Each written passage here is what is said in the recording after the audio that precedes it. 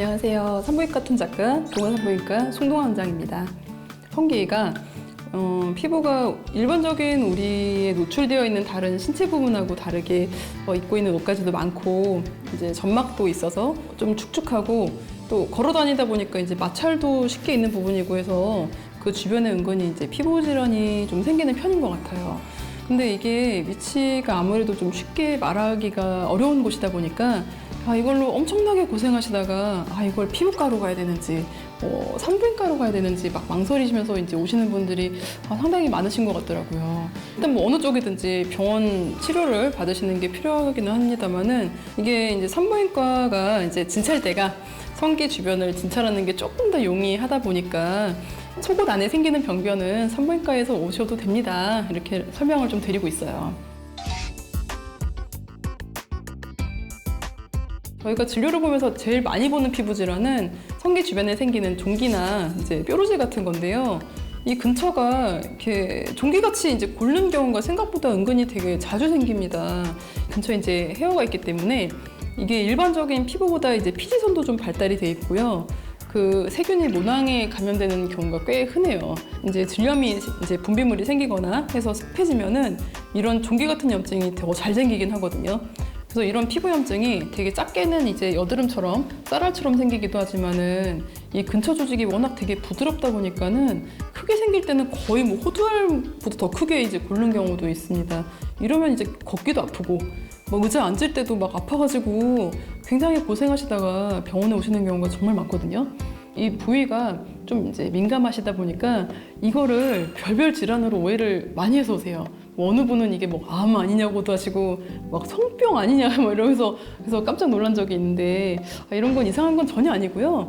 뭐 피곤하거나 뭐 질염이 생기면서 같이 생기는 경우가 제일 많아서 뭐 염증 치료만 잘 받으시면 됩니다. 이게 이제 작을 때는 약만 먹어도 잘 가라앉는데 일정 크기 이상 커지면은 안에 고름이 차기 때문에 농을 제거를 해줘야 빨리 낫거든요.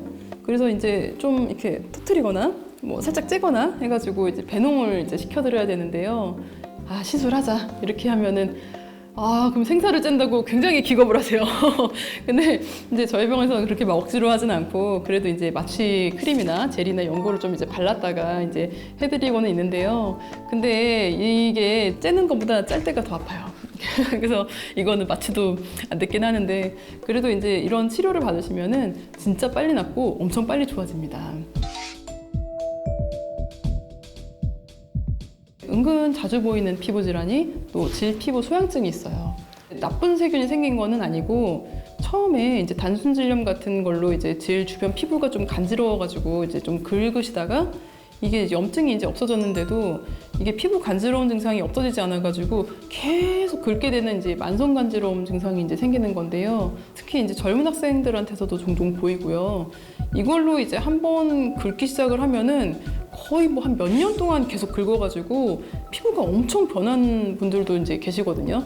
두껍게 되기도 하고 막 물고기 비늘이나 뭐 소가죽처럼 된다고도 하고 또 이제 낮에는 사실 이제 우리가 옷 입고 외부 활동을 하니까 뭐 어느 정도 이제 안 긁고 참으시는데 이게 이제 낮에 꾹꾹 참다가 밤에 잘 때 엄청 몰아서 이제 긁는 이런 패턴이시거든요. 그래서 병원에 이제 가시면 연고만 주고 하나도 안 나요 뭐 하면서 뭐 산부인과 뭐 여기저기 이제 병원 다니시다가 이제 오시는 경우가 되게 많은데요.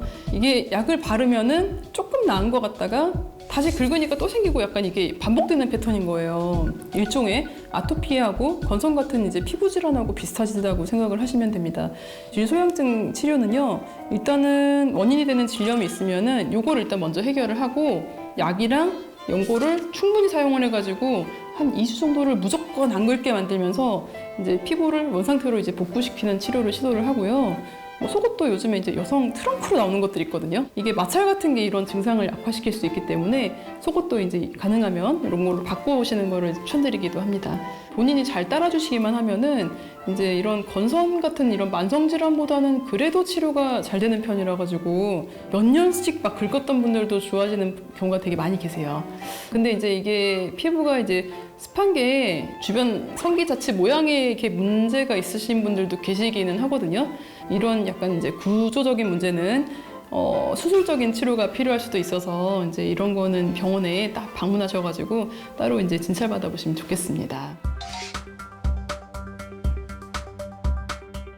산부인과에서 질이 생기는 피부 문제 중에서 이제 가장 심각하게 생각하시면서 오시는 거는 이제 곤지름이라고 불리는 성기사막인데요. 아무래도 이제 성병으로 알려져 있다 보니까 이게 진단이 되면은 충격을 많이 받으시기도 합니다. 치료는 이게 바르는 약이 있기는 한데요.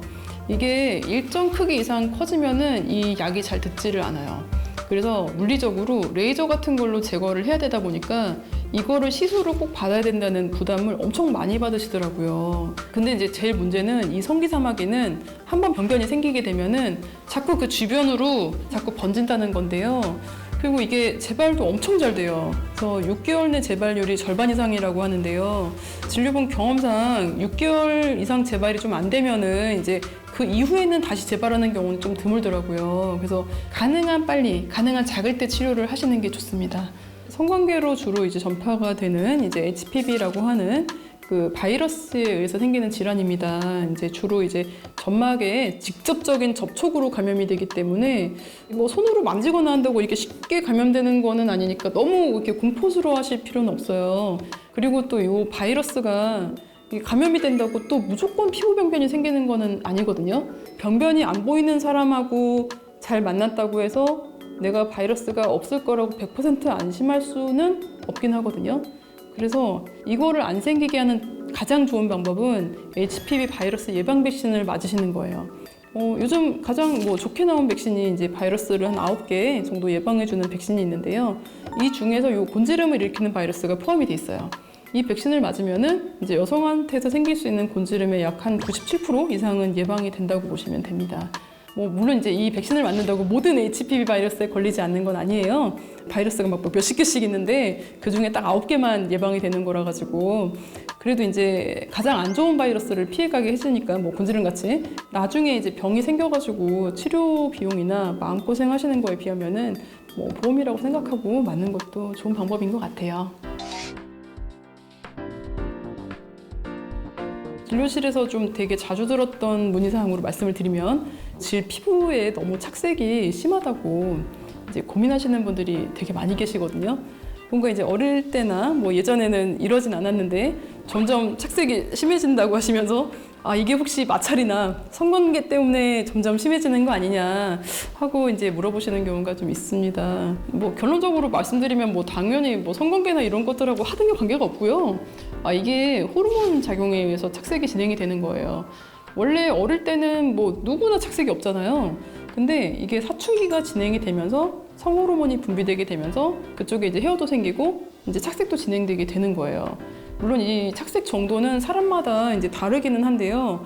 그냥 사람마다 입술 색깔 다르고 피부 색깔 다른 것처럼 그냥 그쪽도 그냥 개인 차이가 그냥 있는 거거든요. 물론 이제 저도 이제 사춘기 때 어릴 때 이제 제가 되게 뚱뚱해서 그쪽에 색이 변하는 건 줄 알고 되게 막 스트레스도 되게 많이 받고 막 그랬었는데 물론 이제 그거랑 상관이 많진 않았지만요.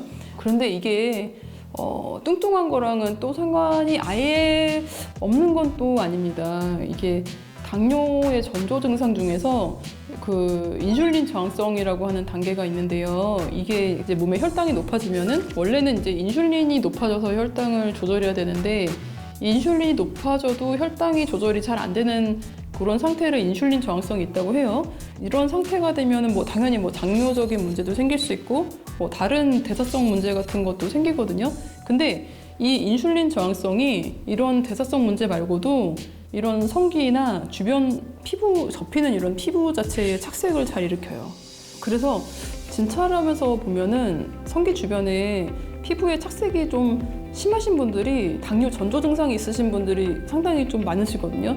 그래서 이런 착색은 이제 성기 주변에도 물론 있을 수 있지만은 겨드랑이나 심하면은 이제 목같이 이렇게 접히는 데까지 착색이 진행될 수가 있어가지고 이상하게 내가 약간 최근에 피부 접히는 데마다 좀 색이 이상하게 막 때가 낀 것처럼 색이 변하는 것 같다 하시면은 이런 거는 당뇨 쪽을 조금 걱정을 해보셔야 됩니다. 꼭 뚱뚱한 사람만 생기는 게 아니라 우리나라에서 되게 마른 당뇨가 되게 많이 있잖아요. 그래서 보통 체격이신 분들도 이 착색이 진행되시는 분들이 좀 계시더라고요. 이런 거는 인슐린 정성이 개선되면은 피부 착색도 개선되기 때문에 좀 이상하게 착색이 보인다 싶으시면 한번 진찰을 받아보시는 게 좋겠습니다. 도움이 되셨으면 좋겠습니다. 감사합니다.